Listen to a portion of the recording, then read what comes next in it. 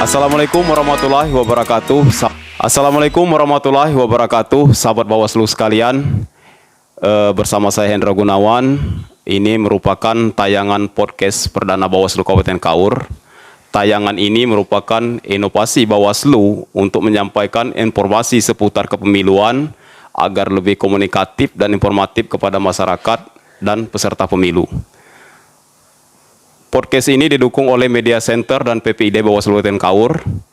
Supaya sahabat Bawaslu Kabupaten Kaur tidak ketinggalan informasi terkait kepemiluan, jangan lupa sahabat Bawaslu sekalian follow akun media sosial serta like and subscribe akun YouTube Bawaslu Kabupaten Kaur agar tidak ketinggalan tayangan-tayangan kami berikutnya.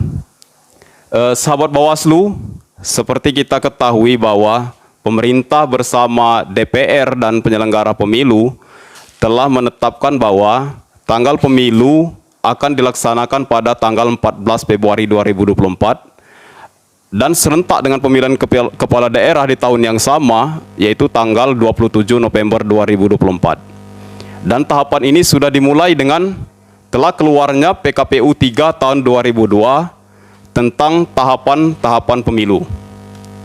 Baiklah, untuk tayangan perdana ini telah bersama kita Ketua KPU Kabupaten Kaur, Bapak Yohardi SMA. Selamat datang Pak Yohardi. Selamat datang. Kali ini sahabat Bawaslu sekalian, kami akan membincangkan terkait kesiapan KPU Kabupaten Kaur menghadapi tahapan pemilu dan pemilihan serentak tahun 2024. Langsung kepada Pak Yohardi, untuk kesiapan awal, Pak, apa saja sih kesiapan secara umum yang dilakukan KPU Kabupaten Kaur untuk menjalankan tahapan pemilihan serentak tahun 2024? Yang pertama ya, kami mengucapkan terima kasih ya kepada Bawaslu telah mengundang kami sebagai bintang tamu dalam rangka berbincang-bincang tentang kepemiluan. Yang pertama ya, setelah di launchingnya peluncuran tahapan dilakukan oleh KPU Republik Indonesia pada tanggal 14 Juni 2022, bahwasanya pemilu 2024 itu dilaksanakan 14 Februari 2024. Kami dari Komisi Pemilihan Umum Kabupaten Kaur sangat siap baik dari segi SDM, dari segi apapun ya, kami sudah siap. Bahkan kami sudah diberi rapim di tingkat provinsi dalam rangka untuk menyambut kepemiluan 2024. Kami sudah sangat siap. Oke. Untuk lebih mengenal KPU, Pak, seperti kita ketahui bahwa di lembaga KPU ini ada 5 komisioner yang terdiri dari satu ketua dan 4 anggota. Bagaimana sih, Pak, KPU membagi dari tugas-tugas dari 5 orang komisioner KPU ini? Ya, di sini ya, memang benar ya apa yang disampaikan oleh Bawaslu ya sebagai moderator ya. Kami ya di KPU Kabupaten Kaur itu ada 5 ya.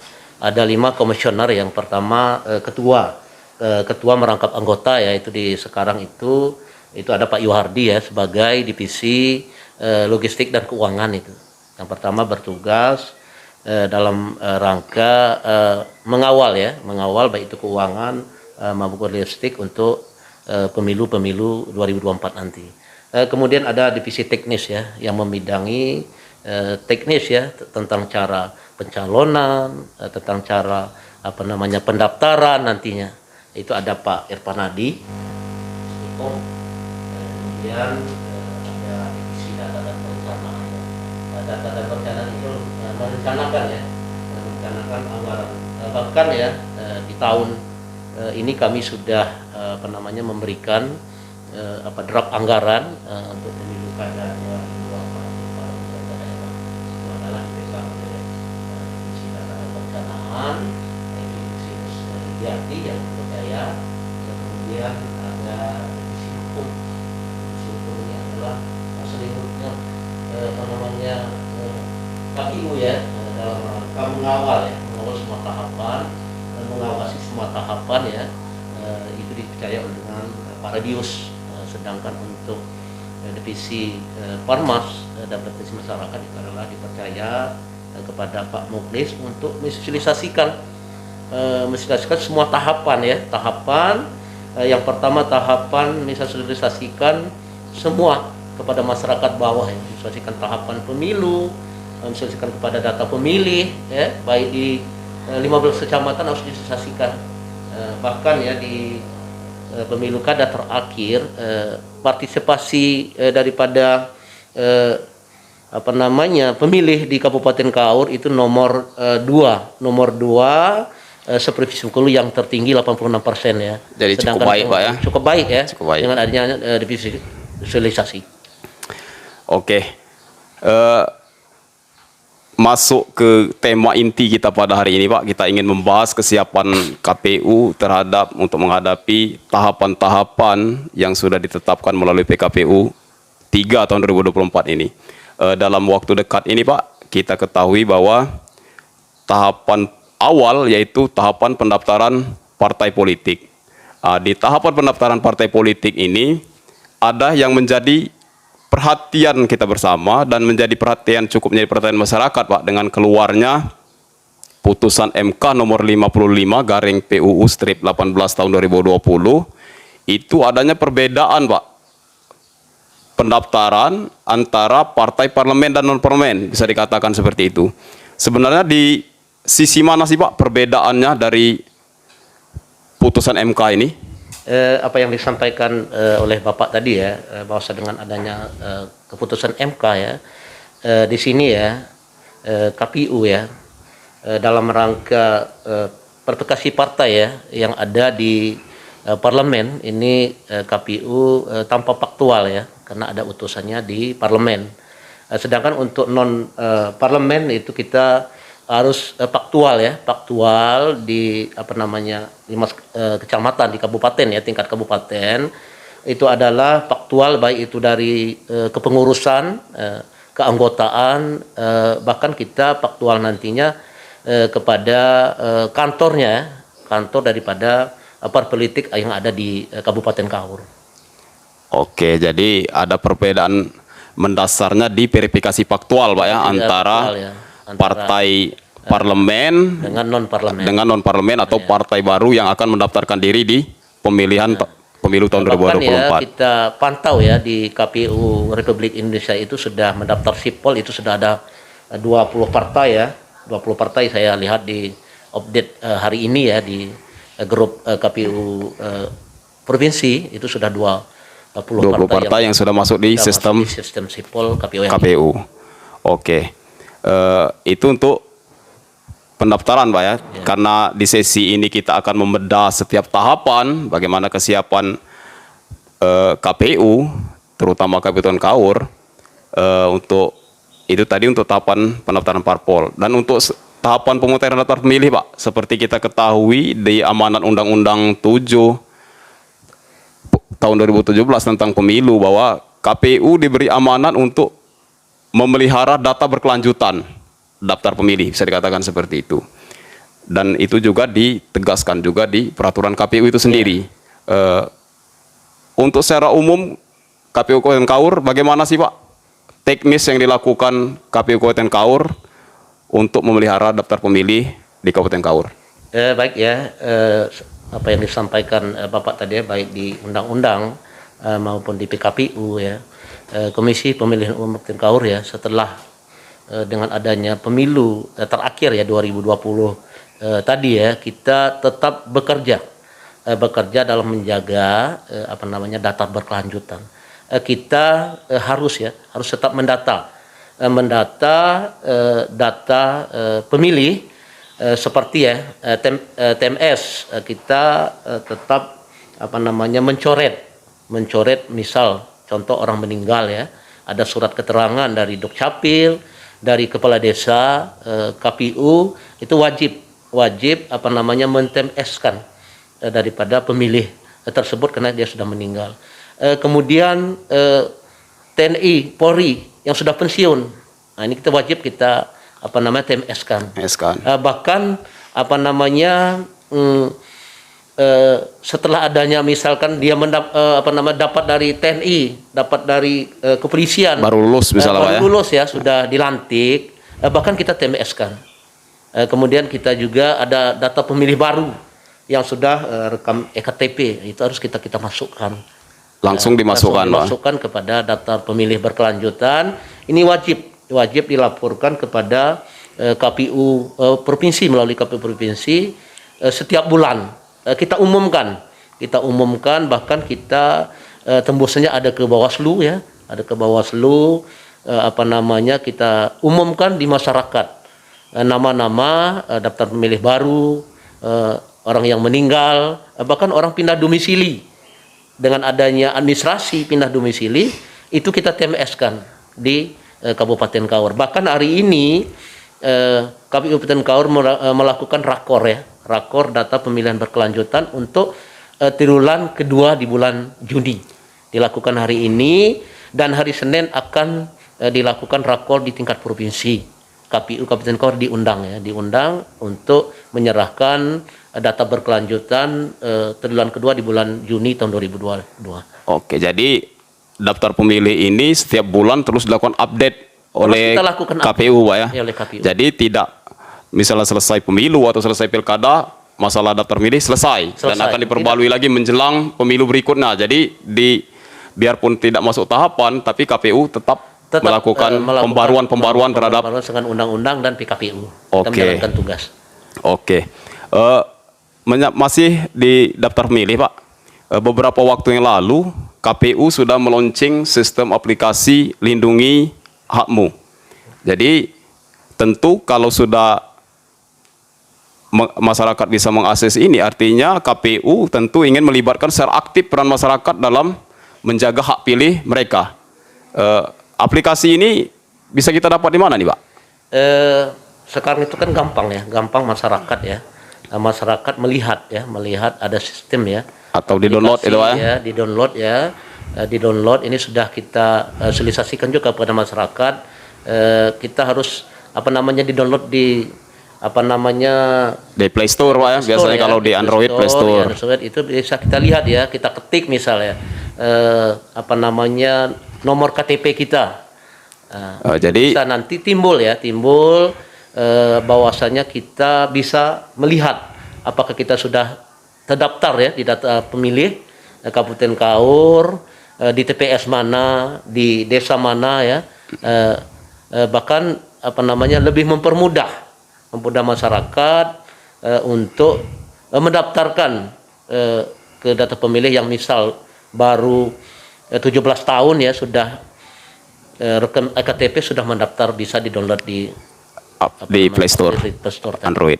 Jadi Pak, tadi kan di aplikasi Lindungi Hakmu ini masyarakat bisa melihat apakah mereka sudah terdaftar atau belum sebagai daftar pemilih untuk pemilu berikutnya. Kalau seandainya pas dilihat, Pak, pas dilakukan ceknik oleh masyarakat, ternyata mereka belum terdaftar. Apakah melalui aplikasi ini masyarakat bisa mendaftarkan secara mandiri kepada KPU untuk didata sebagai daftar pemilih? Bisa mendaftar dengan adanya ini, dia gampang, mempermudah masyarakat, apalagi sekarang ya aplikasi ini sudah canggih, berarti masyarakat sudah bisa melakukan ini dengan cara di-upload tadi. Jadi cukup mudah sebenarnya untuk penggunaan aplikasi, Pak, ya. Akan diaplikasi oleh operator ya, di KPU itu ada operator ya, ini Sedalih ya, operator data pemilih itu sudah kita tunjuk 2 orang ya di KPU Kabupaten Kaur. Bahkan kita sudah menyurati Bawaslu ya, untuk akun Bawaslu itu pengawasan DPT ya, daftar berkelanjutan tadi, melihat nama-namanya udah bisa itu. By name by address, Pak. Ya, udah bisa. Khusus Bawaslu ya, dengan partai politik. Berarti kalau masyarakat misalnya mendaftarkan secara mandiri melalui aplikasi dan memang memenuhi syarat, berarti otomatis operator KPU tadi akan memverifikasi, dan apabila memang benar memenuhi syarat akan otomatis terdaftar, Pak, ya, di DPT. Jadi cukup mempermudah ya. Jadi masyarakat juga lebih mudah nih, sahabat Bawaslu, untuk mendaftarkan diri. Jadi untuk menjamin hak pilih, KPU dengan meluncing aplikasi tadi. Jadi jangan lupa nih sahabat Bawaslu, agar kita jangan lupa download aplikasi Lindungi Hakmu KPU di Play Store. Cukup klik di Play Store, akan muncul, download, dan cukup mudah untuk menggunakan aplikasinya, Pak ya. Bahkan kita juga menginformasikan kan kepada masyarakat Kabupaten Kaur yang belum mengerti, KPU 24 jam ya akan memberikan semacam yang kekurang pahaman di KPU, siap itu melayani. Oke, siap. Oke, masih di seputaran tahapan nih, Pak. Sudah kita dari tahapan pendaftaran tadi, DPT juga sudah kita singgung. Ini ada tahapan juga yang akan melibatkan masyarakat kan, Pak, terkait pembagian dapil. Tentu bagian dapil ini akan dilakukan lagi kan di pemilu 2024, tidak hanya kita memakai dapil yang 2019. Jadi bagaimana sih, Pak, mekanisme pembagian dapil ini biar masyarakat kita tahu kan tentang bagaimana cara untuk melakukan pembagian dapil oleh KPU Kabupaten Kaur. Beberapa bulan yang lalu ya, KPU Kabupaten Kaur menerima surat dari KPU Republik Indonesia tentang potensi adanya perubahan dapil ya. Di situ ada faktor-faktor menunjang seperti perkembangan wilayah, ya, budaya. Di situ kemarin KPU menyampaikan ya bahwasanya di Kabupaten Kaur tidak ada perkembangan wilayah. Namun nantinya sesuai dengan tahapan KPU Kabupaten Kaur tetap nanti duduk bersama ya kepada seluruh masyarakat stakeholder yang lain untuk dalam pemetaan wilayah dapil. Kita menunggu juklat dari jurnis daripada KPU Republik Indonesia. Jadi untuk pemetaan dapil ini nanti akan melalui beberapa tahapan, Pak ya. Tahapan ya. Berarti akan melibatkan seluruh elemen, Pak ya, baik elemen masyarakat, pemerintah daerah Kabupaten Kaur maupun penyelenggara. Karena kita nanti melihat juga data agregat daripada Dukcapil ya, nanti turunnya dari Mendagri ya, DAK 2 ya, kita menunggu itu.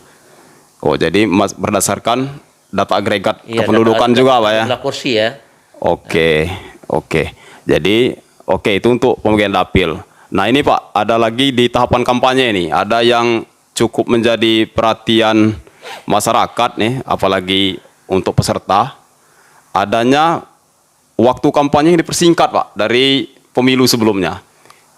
Ini untuk waktu kampanye ini sebenarnya seberapa efektif untuk KPU dan peserta ini, Pak? Kalau KPU ya, kalau kami sudah merasa efektif ya, untuk karena waktu kami tersebut sebagai penjalan teknis ya. Mungkin ya, kemungkinan di partai politik atau di peserta pemilu mungkin ya, tapi silakan sesuai dengan dipersingkatnya peserta pemilu menggunakan kampanyenya sebaik-baik mungkin, seefektif mungkin, Pak ya. Mungkin karena sudah diatur ya, diperpendek ya masa kampanye. Tapi kalau digunakan masa kampanye sependeknya oleh peserta pemilu, bahkan itu lebih baik, mengurangi daripada cost ya, mengurangi dari peserta daripada sendiri ya. Yang tidak kita inginkan ya. Oke, untuk selanjutnya, Pak, kita di segmen ini kita seperti saya sampaikan di awal akan membedah kesiapan KPU di setiap tahapan. Ini untuk tahapan pencalonan nih, Pak. Bagaimana persiapan KPU terkait proses pencalonan mendatang? Kita ya sesuai dengan di pemilu 2019 ya. Sekarang ini akan menuju ke 2024. KPU Kabupaten Kaur sangat siap, bahkan SDM-nya sudah siap, bahkan nanti kalau regulasinya ada sistem ditunjuk operatornya, bahkan kami sudah menyiapkan SDM-nya di KPU Kabupaten Kaur. Kemungkinan akan berbasis sistem juga, Pak ya, untuk mempermudah pendaftaran calon, sistem calonan. Oke, itu untuk pencalonan, Pak. Biarpun tahapan ini masih cukup lama, namun ya, perlu kita informasikan juga kan kepada masyarakat untuk memberikan wawasan dan literasi kepada masyarakat Kabupaten Kaur dan sahabat Bawaslu sekalian terkait proses kepemiluan. Untuk penghitung rekapitulasi perolehan suara nih, Pak. Kalau kita melihat dari pemilu sebelumnya dengan banyaknya jumlah calon, banyaknya jumlah partai, dan banyaknya jumlah surat suara ini cukup menyita energi, Pak, dari terutama di penyelenggara tingkat bawah atau penyelenggara ad hoc. Bahkan kita tahu sendiri kan, sahabat Bawaslu di pemberitaan, bahkan banyak memakan korban nih, Pak, untuk penyelenggara ad hoc. Jadi untuk ke depan, Pak, di pemilu 2024 nih, ada nggak formulasi dari KPU, mungkin ada regulasi yang baru atau bagaimana rumusan KPU yang baru untuk meminimalisir jumlah korban yang terutama, Pak? Memang ya di 2019 ya banyak pemberitaan badan ad hoc menjadi korban meninggal dunia. Itu sudah diatur oleh yang pencipta ya. Itu yang pertama. Biar sudah takdir diatur, sebenarnya, Pak, ya. Takdir ya. Takdir, namun ya pada tahun pemilu kada terakhir ya keluar PKPU ya, bahwasannya badan ad hoc ya baik tingkat bawah ya KPPS, PPS ya, Bapak PPK itu dibatasi umur ya, 51 tahun yang paling tua dan 18 tahun yang paling muda. Jadi akan direkrut disitulah yang nanti bugar-bugar, kita Pak, ya. melihat ya masih energik dalam rangka menjalankan tugas daripada fungsinya di tingkat bawah. Oke, untuk sistem hitung sendiri, Pak, apakah masih menggunakan secara berjenjang dari setiap tingkatan PPS, PPK sampai tingkat kabupaten bahkan tingkat nasional? Apakah masih menggunakan sistem pleno yang lama atau ada pemotongan jalur nih, Pak? Itu tidak ya, karena masih undang-undang pemiluan masih undang-undang yang lama. Berarti kita tetap melakukan berjenjang ya di tingkat KPPS, tingkat PPK, tingkat kabupaten, tingkat provinsi, dan mungkin tingkat KPU ya, RI ya. Jadi untuk penggunaan sistem aplikasi yang kita kenal Sirekap, Pak, waktu ini, jadi manfaat dari Sirekap itu sendiri apa, Pak? Itu sangat bermanfaat karena salah satu menunjang ya, mempermudah ya, mempermudah sistem hitung. Namun ini masih banyak kendala ya, apalagi di Kabupaten Kaur, kendala-kendala seperti sering mati lampu. Namun ya kami sudah berkoordinasi kepada pemerintah daerah. Dalam hal ini Pak Bupati ya, Pak Bupati Kaur, kami sudah berkoordinasi bahwasanya dia siap memfasilitasi daripada tahapan-tahapan kepemiluan ya, tetap pemiluan, karena kami sudah berkoordinasi dengan Bapak Bupati, sudah kami laporkan sinyal yang kurang baik ya, sudah kami laporkan sering mati lampu. Pak Bupati itu akan mengenjot, istilahnya akan mewarning sesuai dengan tupoksi seperti PLN, seperti kurang sinyal dinas yang membidangi, itu Pak Bupati sangat mendukung dalam arti tahapan kepemiluan. Bahkan beliau yang karena KPU ya sarana prasarana kurang menunjang seperti gudang ya, seperti ruangan rapat, seperti sarana operasional ke daerah terpencil, Pak Bupati sangat merespon itu. Mudah-mudahan apa yang disampaikan terwujud nantinya.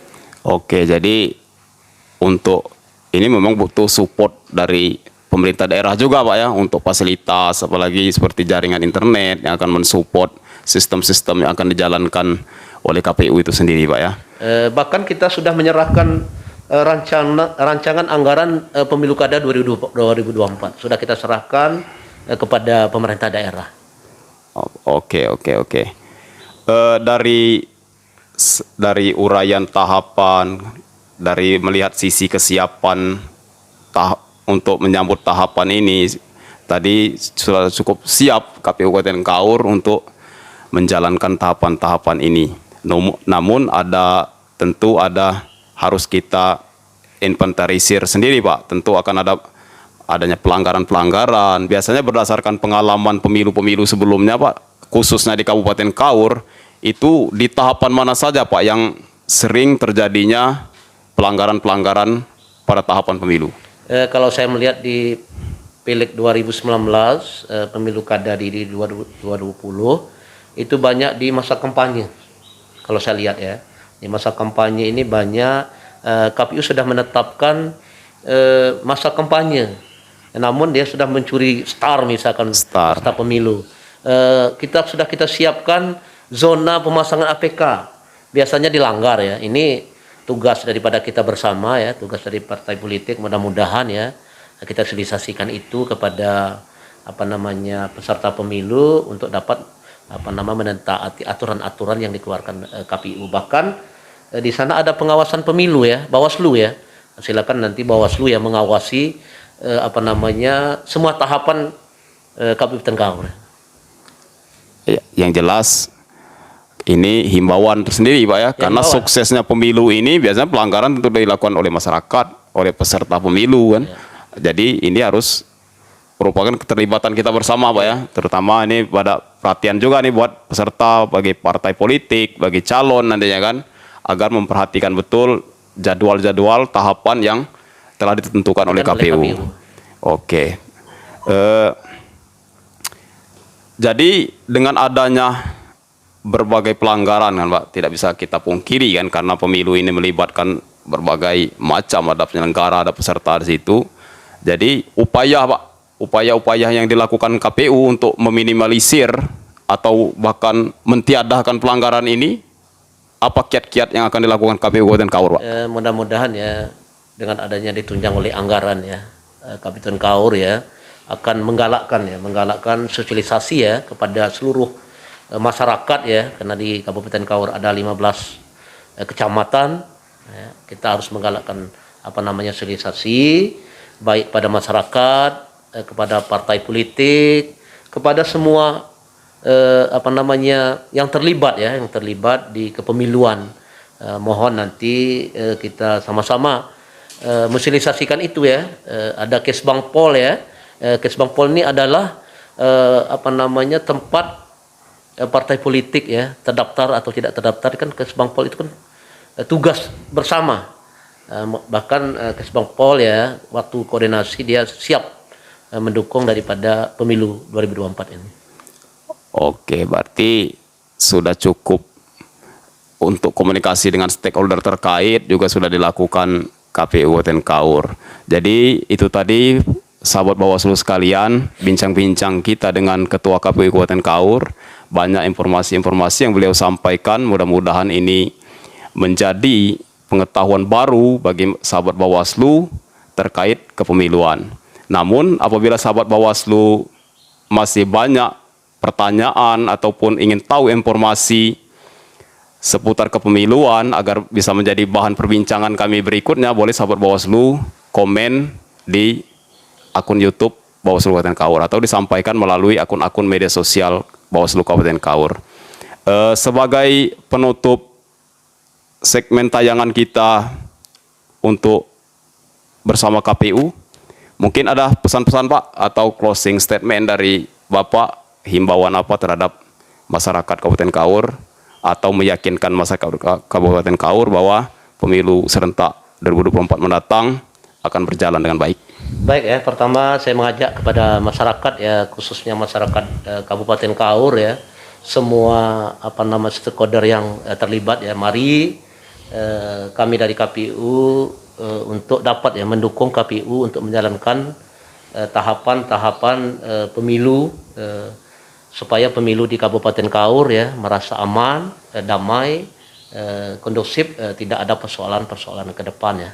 Itu harapan KPU ya. Mari sekali lagi kita sukseskan pemilu dan pemilu kada di 2024. Semoga kita di dalam menjalankan tugas tidak ada di persoalan kemudian hari.